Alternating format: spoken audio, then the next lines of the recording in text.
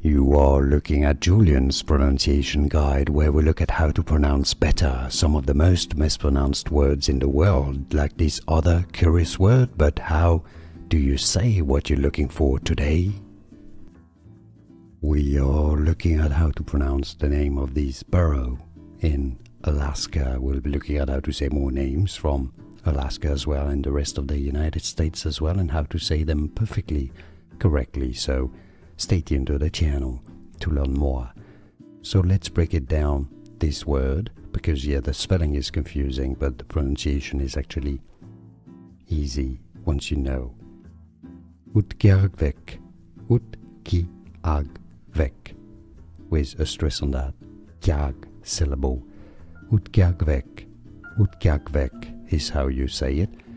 An example of sentence which explains what is Utqiagvik is the borough seat and largest city in the North Slope borough in the US state of Alaska. Utqiagvik, Utqiagvik, Utqiagvik is how you pronounce it correctly. And now I'm pretty sure you know. Like this video if you found it useful. I appreciate your support. Thanks for that. More videos for you here to learn more. See you there. Thanks for watching.